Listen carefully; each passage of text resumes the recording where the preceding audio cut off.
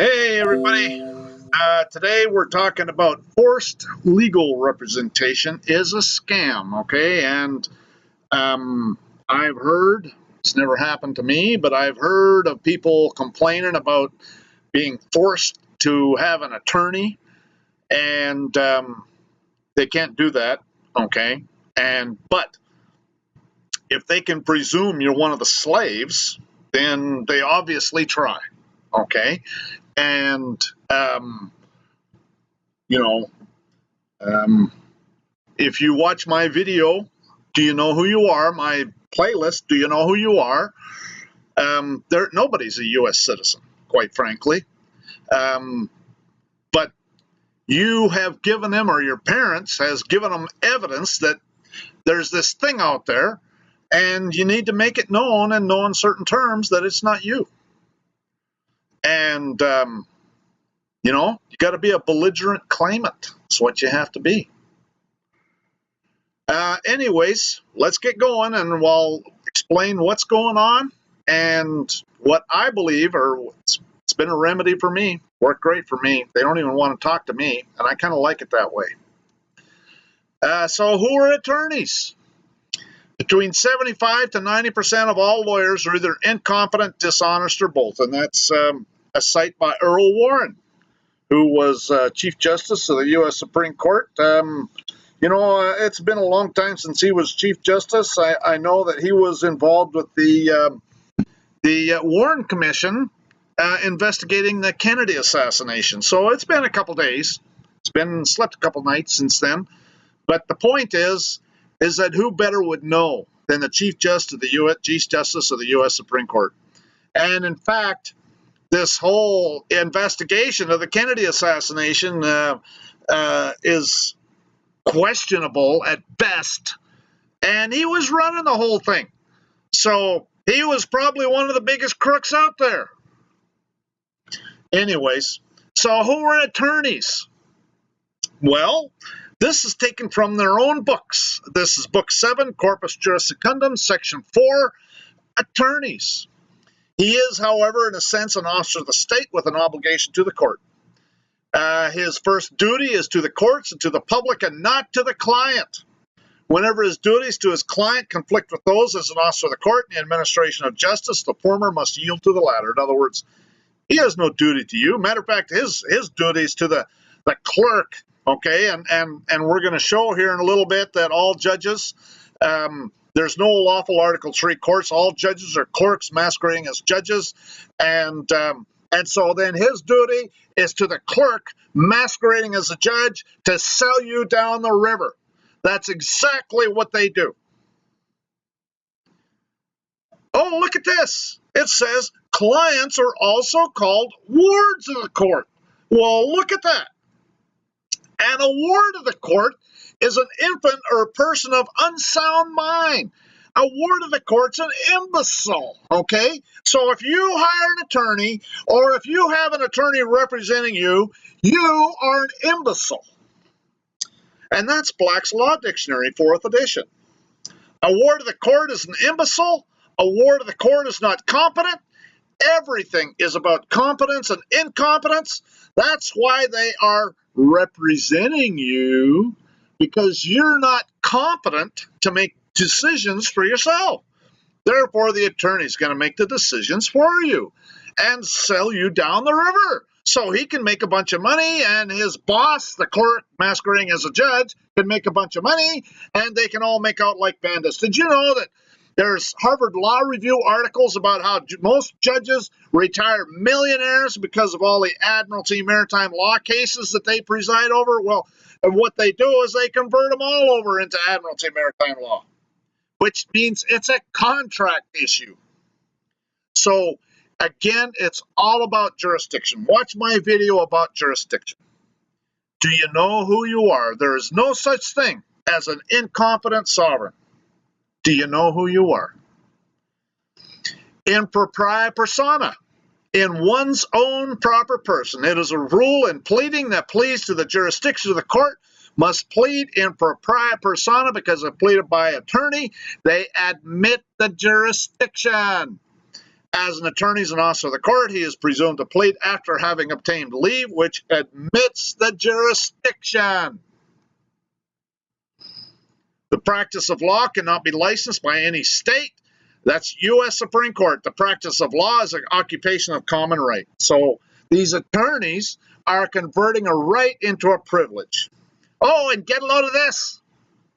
A retainer is a sum of money paid by a client to secure an attorney's availability to work for a client. The fee paid is considered earned at the time of payment because the attorney is entitled to the money regardless of whether he actually performs any services for the client, and the funds shall not be placed into the attorney's trust account. What a scam! Okay, so you pay him in a retainer and you just flush that money down the toilet. Inns of court. This is Black's Law Dictionary 5th edition, but it's actually just about every version of Black's that's out there. These are certain private unincorporated associations in the nature of collegiate houses located in London and invested with the exclusive privilege of calling men to the bar. There's an American Inns of Court Foundation. Every state has a local Inns of Court chapter. This is the American Inns of Court Foundation website. And if you start looking it up, you'll find that every state has a local chapter. Now they're talking about London, okay? The Inns of Court is located in London. That's the city of London in England. And downtown London is walled in approximately 1 to 2 miles square.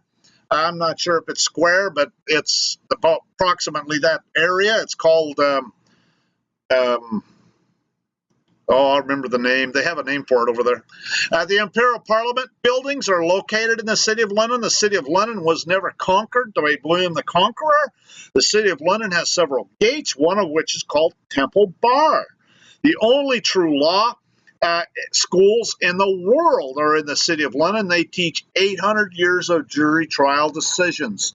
That's where the law comes from. We, the people, make the law. Inns of Court is one of those law schools. There's a Lincoln's Inn, there's, 2 others. The City of London is foreign territory to the rest of England. During the convening of the Imperial Parliament, the Queen gives the throne speech. The Queen goes to Temple Bar, requests a mentor into the foreign territory. The Lord Mayor grants permission. They leave a hostage. Someone has to stay behind in possession or in the custody of the Queen's officials, and because otherwise they could kidnap her. The Queen then walks 2 steps behind the Lord Mayor of London with her head bowed while she's in the City of London. And this is Concessions of England to the Pope, 1213. We will establish a perpetual obligation and concession. Will establish that from the proper and special revenues of our aforesaid kingdoms, and for all the service and customs which we ought to render to them, saving in all things the penny of St. Peter, the Roman Church shall receive yearly 1,000 marks sterling. Okay, so this is King John. He's saying that they ought to render to them a concession, tribute. Okay, that's called tribute, 1,000 marks sterling. Okay, and so then they're saying 500 marks at the Feast of St. Michael and 500 marks at Easter, and for the Kingdom of England, 300 marks, and for the Kingdom of Ireland, another number. Okay, so the bottom line is that the King John agreed to pay tribute to the Vatican. And after the concessions of England to the Pope, 1213 was signed, King John had to make money to pay his tribute. King John imposed martial law rule and started to do things to raise money for his tribute. It only took 2 years for the people to figure out what was happening, and the Magna Carta was the result. And this is a Canadian court case, Perlman versus Pichet, Attorney General of Canada, intervenant, reference habeas corpus. The Magna Carta is not a unilateral act emanating solely from the spontaneous will of the king as the charters of the predecessors of John. Neither is it a treaty, for we cannot say it was concluded between 2 legitimate and independent sovereignties, nor between 2 nations, nor is it a law. The barons do not appear in it as subjects, for they are freed from their promise of fidelity, and the king, brought captive, placed before them, submitted to the conditions which the conquerors imposed on him. Magna Carta is therefore a contract, but resembles a treaty concluded between two nations in that one of the parties, in virtue of the law of war, can impose its will upon the other. So think about it. What they did is they brought the king in there, and they stuck a sword to his throat, and they said, "Here, king, we want you to sign this." That's exactly what they did. This is the definitive Treaty of Peace of 1783. And notice the highlighted portion up at the top there.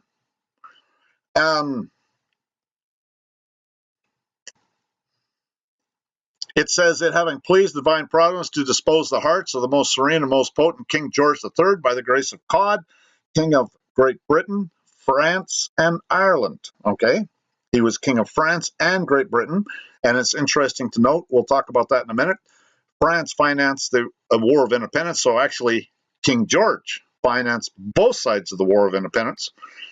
And then it goes on, it says he's the arch-treasurer and prince-elector of the Holy Roman Empire and of the United States of America. Anyways, if you go what the text says, and this is what it says here, he was King of France and England. He financed both sides of the War of Independence. The United States owed France 18 million livres after the war. He was also arch-treasurer and prince-elector of the Holy Roman Empire and of the United States of America. Queen Elizabeth is now, she's his successor. Think about it. She is now the arch-treasurer and prince-elector of the Holy Roman Empire and of the United States of America. Okay, so all of these bar members, all of these kangaroo courts, they report to her. That's exactly what is going on. They're reporting to her, and actually, if you think about it further, it's the Vatican, because they put it in the treaty because it was relevant. It's the Vatican that financed the War of Independence, that was behind the War of Independence. The reason this terminology is in this treaty is because it's relevant. It is showing his authority to make the treaty. He perjured the oath and breached the trust. He is operating in his private capacity, and it was all coming from the Vatican. And this is taken from the Declaration of Independence. But when a long train of abuses and usurpations pursuing invariably the same object evinces a design to reduce them under utter despotism, well, despotism, that's like military dictatorship. It is their right, it is their duty to throw off such government. That's the Declaration of Independence. There's more stuff. This is all taken from the Declaration of Independence. The Declaration of Independence is essentially a list of grievances. So these are some of the grievances. He is affected to render the military independent of and superior to the civil law, civil power. He is combined with others to subject us to a jurisdiction foreign to our Constitution, unacknowledged by our laws, giving his assent to their acts of pretended legislation. Okay? Well, this is all talking about martial law, color of law, for imposing taxes on us without our consent, for depriving us in many cases of the benefits of trial by jury. All of this stuff is going on today. For abolishing the free system of English laws in a neighboring province, establishing therein an arbitrary government and enlarging its boundaries so as to render it at once an example and fit instrument for introducing the same absolute rule into these colonies. This is all talking about martial law. He has abdicated government here by declaring us out of his protection and waging war on us. For protecting them by a mock trial, which is basically a kangaroo court. All of this stuff goes on today. And that's, these bar members are doing it, and that's why they want to force you to be represented by one of these Satanists, okay? Because they're all Satanists. It's coming from the Vatican, and this is all about martial law, and this is all satanic. It's the Book of Revelations happening right in front of us today, and it's all about Satanism. Getting you into one of their satanic contracts, okay? This is the causes and necessities from taking up arms in 1775. Statutes have been passed extending the courts of admiralty and vice admiralty far beyond their ancient limits for depriving us of the accustomed and inestimable privilege of trial by jury in cases affecting both life and property, to supersede the course of common law and instead thereof to publish and order the use and exercise of the law martial. Well, gee, that sounds like they're superseding common law and imposing martial law. They've been doing it for decades, people. This is George III. 2 years, chapter 12, 1778. Okay, this is a statute that was passed in England 2 years after the Declaration of Independence. Whereas taxation by the Parliament of Great Britain for the purpose of raising a revenue in His Majesty's colonies, provinces, and plantations in North America has found by experience to occasion great uneasiness and disorders. Well, no joke, Batman, that from and after the passing of this act, the King and Parliament of Great Britain will not impose any duty, tax, or assessment, whatever, payable in any of the colonies, provinces, or plantations in North America or the West Indies, except only such duties as it may be expedient to impose for the regulation of commerce. So you know what they did is they turned it over to a corporation called United States so they could do it. And they turned it over to another corporation called Canada so they could do it. The Vatican is the one that's responsible for this. They created the slave trade. They orchestrated the War of Independence. They orchestrated the War of 1812 to facilitate the disappearance of the true Article 13 of the Amendment because they wanted their satanic Jesuit bar members to infiltrate America and seize control of the government, and that's exactly what they've done. Watch my bar members video 1, 2, and 3. They've orchestrated this Federal Reserve. They orchestrated World War I, World War II, and now they're getting ready for their third satanic blood sacrifice called World War III. They orchestrated the Civil War to convert citizenship into the opposite of what the Founding Fathers intended. The 14th Amendment reversed and annulled the original policy of the Constitution, and while the 14th Amendment does not create a national citizenship, it has the effect of making that citizenship paramount and dominant instead of derivative and dependent upon state citizens. These are the second case is U.S. Supreme Court, the third case is the federal courts. And what they do is they force it into bankruptcy. And, well, think about it. Okay, remember at the beginning I told you how Congress owed France 18 million livres. Well, that orchestrated the first bankruptcy. And that's another reason why they orchestrated the Civil War, because they need to set up another bankruptcy because it was 70 years after the War of Independence. That's when the Civil War happened, 70, 80 years. And they needed to get another bankruptcy going. And so they orchestrated the Civil War, got another bankruptcy going, and then what's that, 1860, another 80 years. That's 1920, right? That's when they did the Federal Reserve. And by 1933, since March 9, 1933, the United States has been in a state of declared national emergency.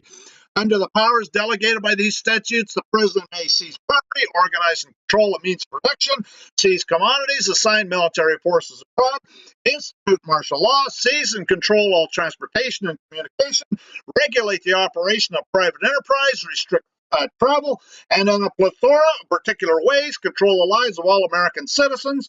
A majority of the people of the United States have lived all their lives under emergency rule.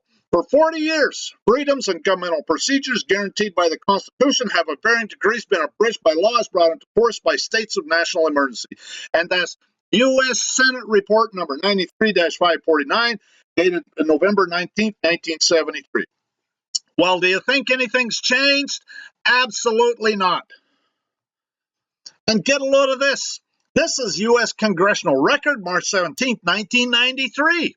It's an established fact that the United States federal government has been dissolved by the Emergency Banking Act, March 9, 1933, 48 Stat 1, Public Law 89-719, declared by President Roosevelt being bankrupt and insolvent.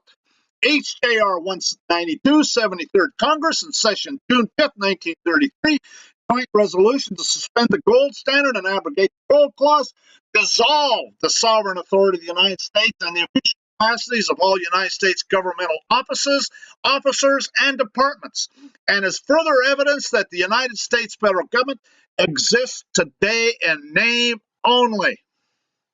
Well, hello, this is March 9th, 1933, when it was declared bankrupt. And here, March 9th, 1933, it went into a state of emergency. That is why they go into bankruptcy, so they can impose their emergency rule, which is martial law. And we've been under martial law at least since then, and probably since the Civil War. And think about it. It was March 9th, 1933, when that went bankrupt. The Federal Reserve was set up on New Year's Eve in 1913, so it took 9 months short of 10 or 20 years. It took 9 months short of 20 years to bankrupt. And do you think Canada's any different? Canada's in bankrupt too. And this is their their instruction sheet for a social insurance number. And it says, make your personal check payable in Canadian funds to the Receiver General for Canada. Well, hello, people. Don't you think maybe that's a receiver in bankruptcy? When any corporation goes bankrupt, creditors become the owners. It is a coup d'etat for the government, except that these bar member Satanists don't tell you that. Everything's in secret. That's why it's satanic. They lie, they steal, they cheat, they do all sorts of stuff. The end justifies the means. They're Satanists. They want to assault you with their liar because it gives them jurisdiction. That's the number one reason why they want to assault you with their liar. And this is, again, we talked about this previously, impropriety persona, in one's own proper person. It is a rule in pleading that pleas to the jurisdiction of the court must be pled impropriety persona, because if pleaded by attorney, they admit the jurisdiction. As an attorney and officer of the court, he's presumed to plead after having obtained leave, which admits the jurisdiction. Black's Law Dictionary, 4th edition. That's why they want to assault you with one of their liars, so they can get jurisdiction. Jurisdiction can be challenged at any time, and jurisdiction, once challenged, cannot be assumed and must be decided. Defense of lack of jurisdiction over the subject matter may be raised at any time, even on appeal. However, lateness objection to jurisdiction has been made or may be made in any cause in an inferior or appellate court of the United States. It must be considered and decided before any court can move one step further in the cause, as any moment is necessarily the exercise of jurisdiction. That's U.S. Supreme Court. Once challenged, jurisdiction cannot be assumed. It must be proved to exist. There is no discretion to ignore that lack of jurisdiction. Where jurisdiction is contested, the burden of establishing it rests upon the plaintiff, upon the pigs. The burden of proving jurisdiction rests upon the party asserting it. Court must prove on the record all jurisdictional facts related to the jurisdiction asserted. So that's the first reason why they want to assault you with one of their liars. They also want to assault you by a liar so they can sell you into slavery in their commercial jail. And this is U.S. Supreme Court. The controlling rule is that absent a knowing, intelligent waiver, no person may be imprisoned for any offense unless he was represented by counsel at his trial. When the trial of a misdemeanor starts, that no imprisonment may be imposed, even though local law permits it, unless the accused is represented by counsel. Okay, that's 2 Supreme Court cases. They cannot put you in jail unless you're represented by one of their liars. That's number 2. So the first reason is so they can get jurisdiction in their kangaroo court. The second reason is so they can sell you into slavery. The third reason is they want to assault you with their liar because the liar won't object to the hearsay evidence. He won't object to the testifying by the prosecutor. He won't object to the prosecutorial misconduct. And the fact that he won't object to the fact that the so-called judge is acting at clerk, masquerading as a judge. That's why they want to assault you with one of their liars. Everything they do is a fraud. And hearsay, everything. A picture is hearsay. A name is hearsay. An address is hearsay. A date of birth is hearsay. Anything in a computer system is hearsay. A social security number is hearsay. A copy of anything is hearsay. A government-issued identification is hearsay. A vehicle registration is hearsay. An insurance card is hearsay. It's all hearsay. It's all a fraud. There's no witnesses. Do they have witnesses to validate this stuff? It's a bar member, and they're testifying by their bar members is that your liar won't object to it. See, statements of counsel and briefer and arguments are not backed before the court and are therefore insufficient for a motion to dismiss or summary judgment. They want to sell you down the river so they can make some money. They're nothing but a bunch of thieves. Prosecutorial misconduct. Examples of prosecutorial misconduct that your liar won't object to. Asserting facts, not in evidence. Introducing inadmissible evidence like all that hearsay stuff. Commenting on the defendant's failure to testify. Expressing personal opinions. Inflammatory comments. Withholding evidence favorable to defense. If you or your liar does not object, you cannot bring it up on appeal. Which is why they want to assault you with their bought and paid for liar. Examples of known prosecutor misconduct is you ask the code enforcer under oath on the stand a question, and the prosecutor stands up and answers. Oh, gee, he's testifying. What you do is you say, well, maybe we should get this prosecutor over here since he knows all about this matter. The prosecutor says his view of what happened. He's testifying. So why don't we get this prosecutor? Why should I? And then if the clerk allows it, then you say, why should I be surprised since you're bought and paid for by him? You know, if I was drug into one of those courts, that'd be the first word out of my mouth. You must be the bought and paid for clerk masquerading as a judge. When acting to enforce the statute and its subsequent amendments to the present date, the judge of municipal court is acting as an administrative officer, not in a judicial capacity. Courts administrating or enforcing statutes do not act judicially, but merely ministerially, but merely act as an extension, as an agent for the involved agency, only in a ministerial capacity and not in a discretionary capacity. That's U.S. Supreme Court. It is accepted rule not only in state courts but of the federal courts as well that when a judge is enforcing administrative law, they are described as mere extensions of the administrative agency for superior reviewing purposes as a clerk for the agency. Judges who become involved in enforcement of mere statutes, civil or criminal in nature, act as mere clerks for the involved agency. A clerk masquerading as a judge is not competent to do anything judicial like issue orders or warrants. A clerk masquerading as a judge is operating in his private capacity and has no immunity. Ministerial officers are incompetent to receive grants of judicial power from the legislature. Their acts in attempting to exercise such powers are necessarily nullities. Okay, it's a fraud. It's all a fraud. It's a kangaroo court. It's a show trial. They're selling you down the river so they can make some money while you sit and rot in jail. That's why they want to assault you with one of their liars. They want to assault you with their liar because it makes business for their Vatican handlers. All governments are owned and operated by the Vatican. All courts are a satanic religious ceremony. It helps set up the next bankruptcy. They drag you into their kangaroo court, and the clerk masquerading as a judge forges your signature onto their satanic contract to fabricate evidence of a debt. Then they issue a capias to their Satanist order followers to further assault you, kidnap you, and falsely imprison you. All this makes business for their whores selling their justice in the Court of Appeals or the Supreme Court. They're all getting in on it. And the only thing you can do is after they assault you for their liar, is show that there was ineffective assistance from counsel. And so his failure to object testifying by the prosecutor, his failure to object to inadmissible evidence, his failure to object to inflammatory statements, his failure to object to prosecutors' opinions, and the best you can hope for is another show trial because of ineffective assistance of counsel. All this makes business for their bar member whores.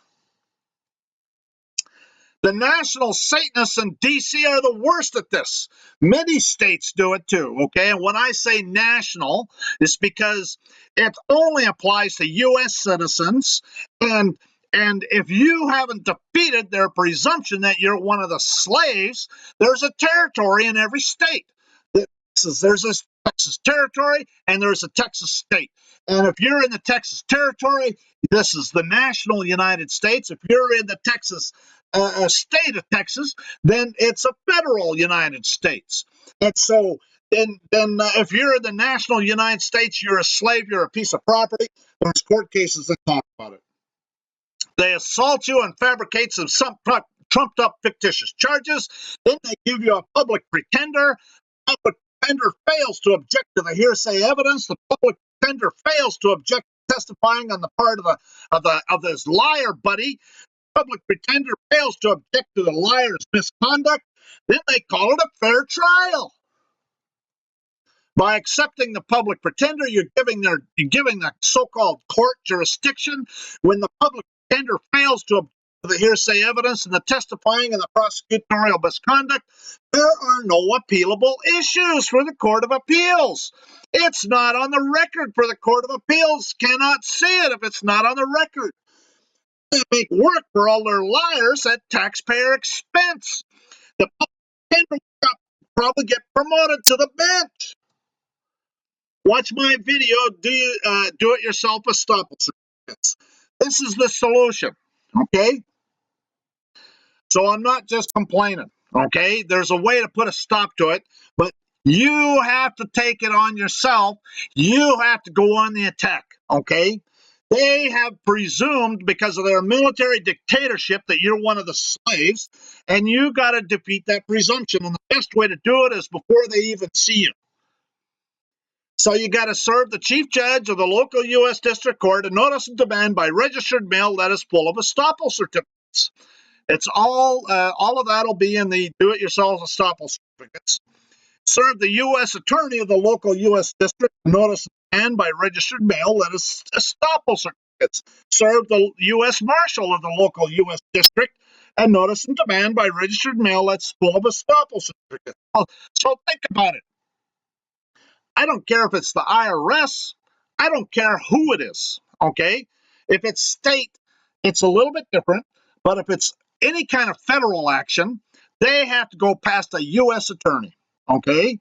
And if you serve the U.S. attorney a notice of demand, they're not going to get past him, or else you're going to have evidence that he perjured his oath, okay? And he doesn't want to give you evidence of that, because I can't tell you how many of them I've removed. I've removed several.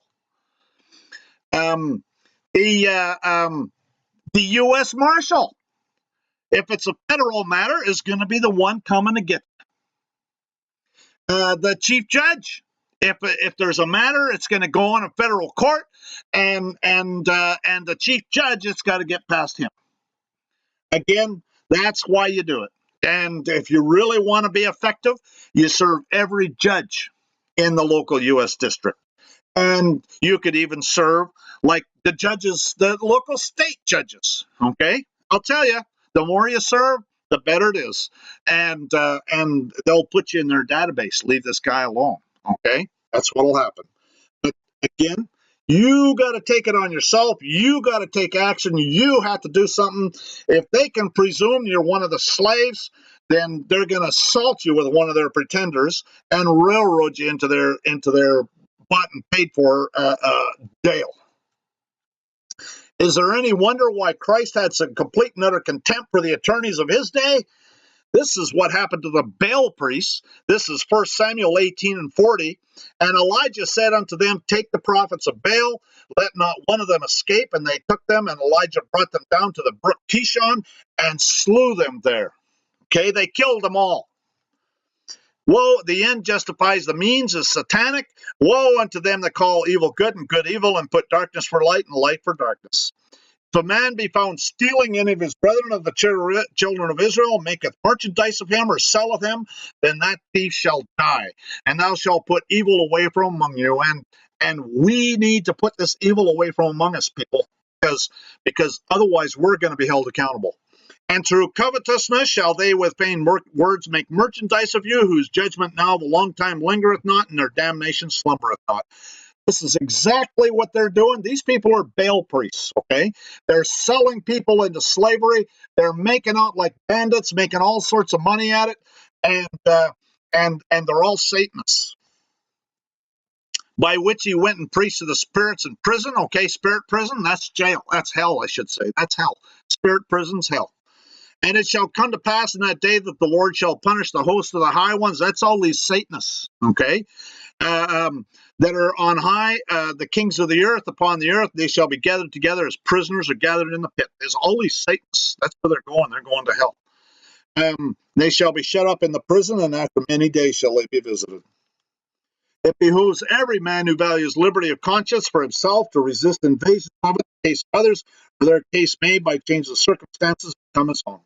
If ye love wealth better than liberty, the tranquility of servitude better than the animating contest of freedom, go home from us in peace. We ask not your counsel or arms. Crouch down and lick the hands which feed you. May your chains set lightly upon you, and may our posterity forget that you were ever our countrymen. When shall it be said in any country of the world, my poor are happy, neither ignorance or distress is to be found among them, my jails are empty of prisoners, my streets of beggars, the aged are not in want, taxes are not oppressive, the rational world is my friend, because I am friend of its happiness. When these things can be said, then may that country boast of its constitution and government. We have nothing to boast of here. We have tyrants in everywhere. The poor are not happy. The ignorance is everywhere. The jails are full of prisoners. The streets, there's beggars and bag people all over the place. Taxes are oppressive. And we have a bunch of Satanists that are running the government. But if the watchmen see the sword come and blow not the trumpet, and the people be not warned, if the sword come and take any person from among them, he is taken away in his iniquity, but his blood will I require at the watchman's hands. I am doing this so that I am blameless for the blood and sins of this generation, and I hope that you're blameless too when you're watching this video. I hope that you spread this around and make up your own video, I don't care, and circulate this around. Because either you're part of the problem or you're part of the solution. You are now a watchman. Circulate this video far and wide. They have no right to assault you with one of their liars. It's only because if they presume under their military dictatorship that you're one of their slaves. Other videos, Bankster Thieves 1, 2, and 3, Christianity series, Bankrupt Corporate So-Called Governments, Bar Members 1, 2, Unidroit, martial laws here, quasi-contract and Roman civil law, de facto courts, all courts are ecclesiastical courts, DC courts in Texas, jurisdiction. This is all about Satanism, and it's everywhere.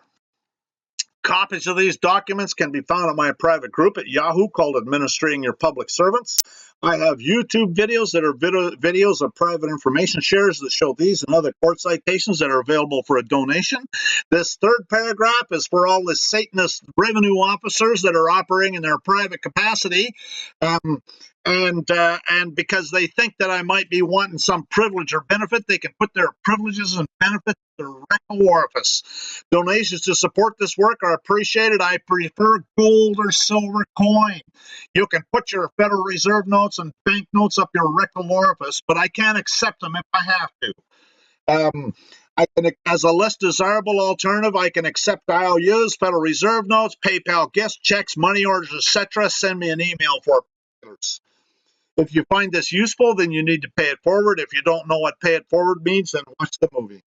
My blog is sovereigntyinternational.wordpress.com. My website is sovereigntyinternational.fyi. My email address is engineerwin@yahoo. My YouTube profile is Sovereign Living.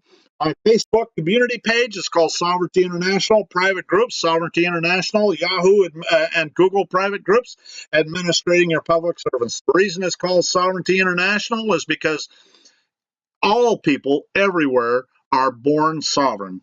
And what these Satanists do is they get you into one of their Satanist contracts, and by which you give up your sovereignty because of your own ignorance. And speaking of ignorance, it's actually ignorance, according to Mark Passio, a former Satanist priest, that talks about the pillars of Satanism. And so your ignorance is what's getting you into trouble. Okay, and so I appreciate you watching the video. I hope you got something out of it, and spread the word. We got to put a stop to this stuff. I don't want any bad things to happen, and we all need to work together to take care of this problem. Have a nice day.